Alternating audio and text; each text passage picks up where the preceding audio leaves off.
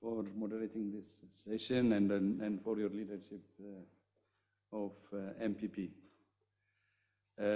Your Excellency, Minister Zimande, Your Excellency, Minister Fana, Your Excellency, Minister Tibina Ryan, Deputy Executive Director Seychelles, Your Excellencies, dear colleagues and friends.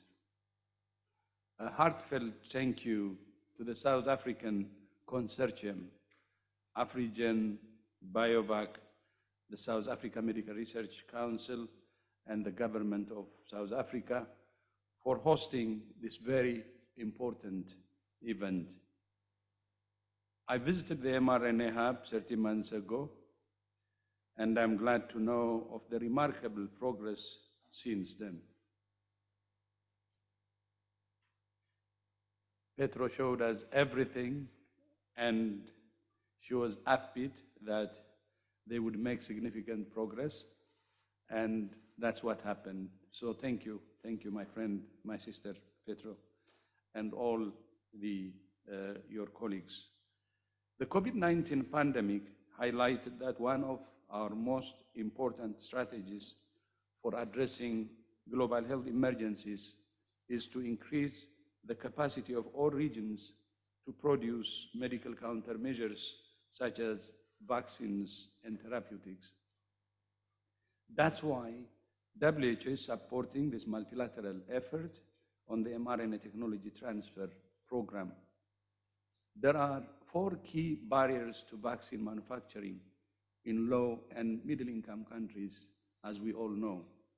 First, access to know-how. Second, a local skilled workforce. Third, a national regulatory authority to ensure quality and safety.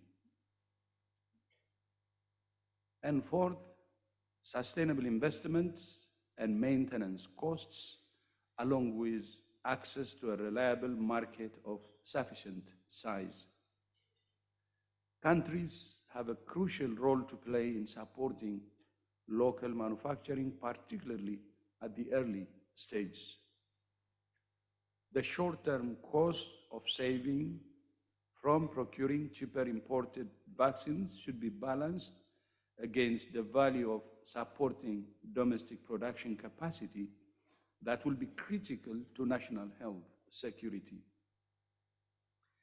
In light of these factors, there is need for a coherent regional strategy for mRNA vaccine production, because it would not be sustainable for each nation to build these facilities. There is also a need regional infrastructure planning, including how these vaccines will be procured during emergencies.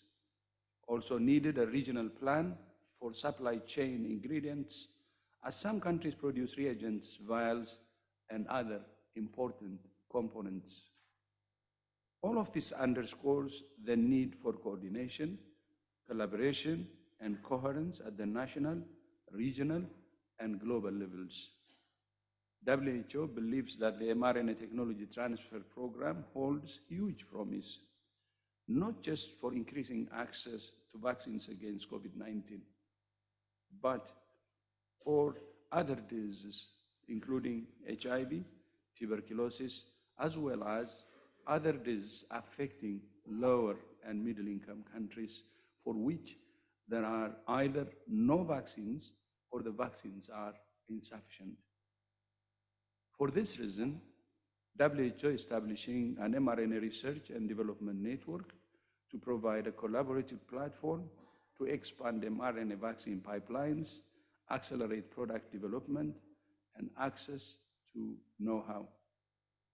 I thank again the South African Consortium and the program partners and the funders for their support, and all the experts who contributed to the success of this landmark program. Again, I'm impressed by the progress that was made.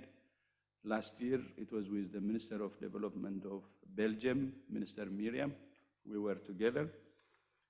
And this year, also from Europe. We are represented through Minister Tevina Ryan. And the support from donors is very, very important. And I would also like to thank you for the support you so far provided. But considering the ambition that we have now, I think continued support, even bigger support, will be necessary. And I hope you will continue to support this precious project that will bring a paradigm shift in addressing the serious problem we have faced, the equity problem during the pandemic, so it's not repeated again. So thank you so much, Charles, and back to you.